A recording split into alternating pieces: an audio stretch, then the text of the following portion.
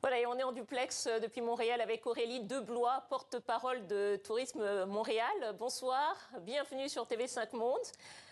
Alors, la flamme olympique à Montréal, c'est une idée sérieuse? Bonsoir Dominique. Non, la demande, elle est symbolique, mais notre invitation à venir nous voir, par exemple, ça, c'est bien réel. Donc, dans cette initiative marketing, on a misé sur cette relation privilégiée qu'on a entre la France et le Québec, Paris et Montréal. On vous aime beaucoup, vous êtes nos cousins, mais on sait que vous nous aimez beaucoup aussi. Montréal, c'est la destination préférée des Français. C'est une affection là, qui se renouvelle d'année en année. On accueille à Montréal, nous, quelques 500 000 Français par an quand même. Et ça, c'est sans parler des 120 000 résidents qui ont choisi Montréal comme résidence permanente. Ça, jumelé au fait que Montréal est une ville olympique, on a reçu les Jeux en 1976, et bien, c'était une occasion parfaite pour vous inviter à nouveau à venir nous voir et profiter de notre vaste terrain de jeu. Voilà, l'occasion de mettre un coup de projecteur sur Montréal au Québec. Alors, je rappelle quand même que le sous-titre de cette vidéo, c'est « Cette demande est symbolique, mais les attraits de Montréal, eux, sont bien réels ». Et vous l'avez précisé, hein, Madame Deblois, Montréal est classée parmi les 10 villes au monde les plus agréables. Quand on regarde le classement des 10 villes les plus touristiques, eh ben, elle n'y figure pas. Comment est-ce que vous l'expliquez?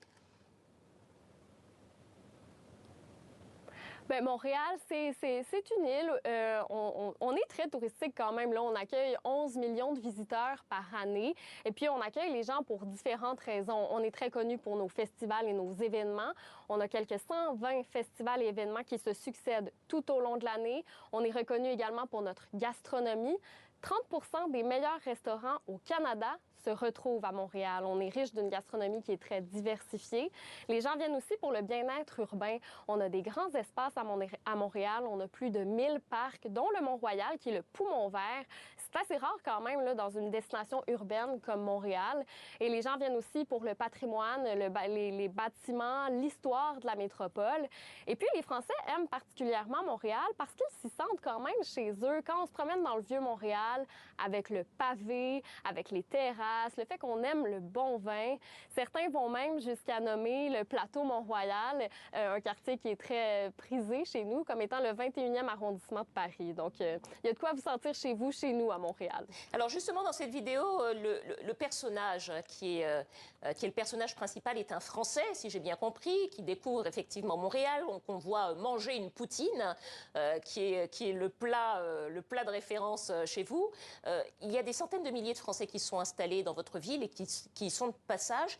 Est-ce que vous pensez qu'on pourrait aussi compter sur les francophones du reste du monde? Est-ce que, au fond, la francophonie peut être un bon relais pour développer le tourisme au Québec? Est-ce que c'est aussi ça l'idée de cette vidéo?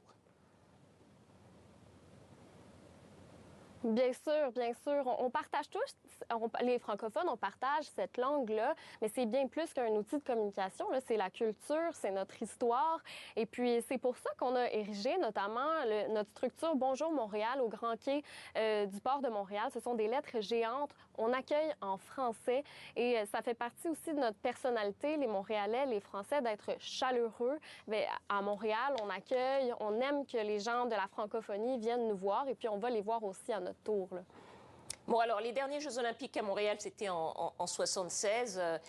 C'est une idée qui fait son chemin chez vous d'accueillir à nouveau les JO dans les années à venir? Parce que là, au moins, vous seriez sûr d'avoir la flamme. Oui, bien, en fait, ça, je sais pas. C'est une question que plusieurs acteurs doivent se poser. Pour l'instant, nous, Montréal, on sait qu'on est une ville sportive. On a plusieurs événements d'envergure internationale qui ont lieu dans la métropole chaque année. On dit pas non là, pour d'autres Jeux olympiques. Sait-on jamais? C'est pas à moi de prendre la décision aujourd'hui, ça, c'est sûr.